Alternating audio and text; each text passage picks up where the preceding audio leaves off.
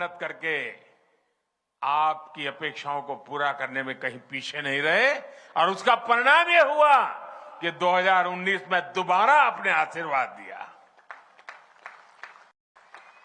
साथियों, हमारे देश में जो छोटे छोटे राज्य हैं वहां भी अस्थिर सरकारों का लंबा दौर रहा है। छोटे राज्यों ने इसका बहुत नुकसान उठाया है, लेकिन बीते वर्षों में हमारे पड़ोस में उत्तराखंड हो, गोवा हो, मणिपुर हो, अनेक ऐसे छोटे राज्य, उन्होंने अब स्थिर सरकार की तरफ अपना मुंह मोड़ लिया है और पूरी तरह सरकार को दोबारा लाना। और भाजपा सरकारें आज छोटे राज्यों में दोबारा जीत करके आ रही है। इतना ही नहीं, उत्तर प्रदेश में भी यही परंपरा हो गई थी, वहां के लोगों ने रिवाज बदल दिया, उत्तर प्रदेश में भी योगी जी की दोबारा सरकार ला दी।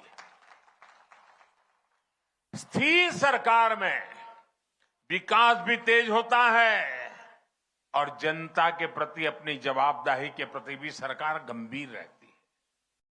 जहां हर 5 साल में सरकार बदलने का ट्रेंड रहता है, वहां सरकारों में भी यही रहता है कि भाई क्या करना है, काम करो, कोई करने की जरूरत नहीं है।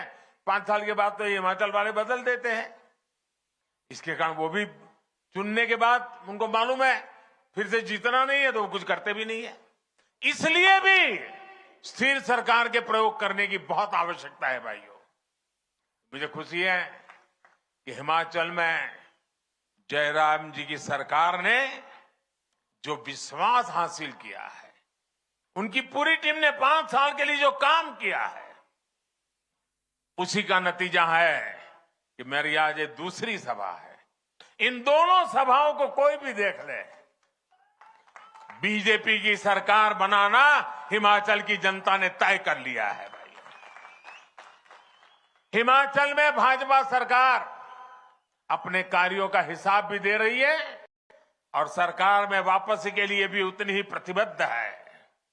और साथियों, हम ये भी समझना होगा कि अस्थिरता से फायदा किसका होता है। कांग्रेस के वर्षों के शासन में हमारे यहां ऐसे अनेक स्वार्थी तत्व और ऐसे अनेक समूह पैदा हुए, वेस्टेड इंटरेस्ट ग्रुप पैदा हुए, जो भारत को अस्थिर देखना चाहते हैं, जो हिमाचल जैसे राज्यों को अस्थिर देखना चाहते हैं और इसलिए वो स्थिर सरकार होने ही नहीं देते, हवा फैला देते हैं।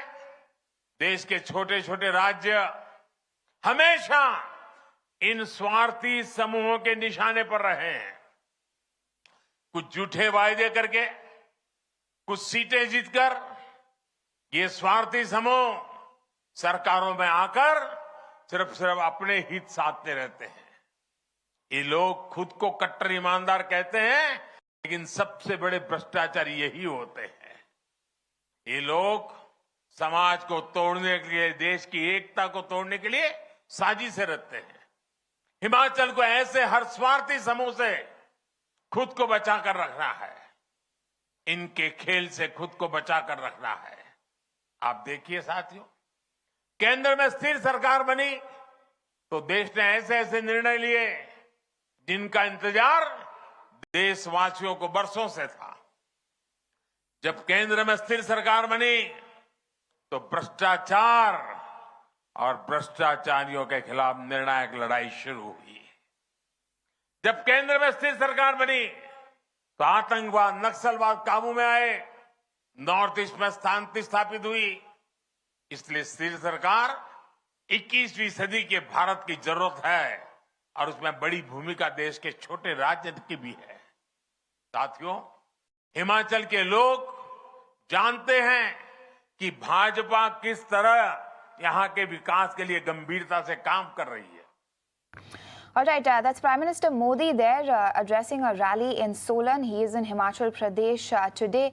He first started off with a public rally in Mandi. Following that, this is the second rally for his day. In fact, he's scheduled for a few more for the day, and this is as Himachal Pradesh goes to polls.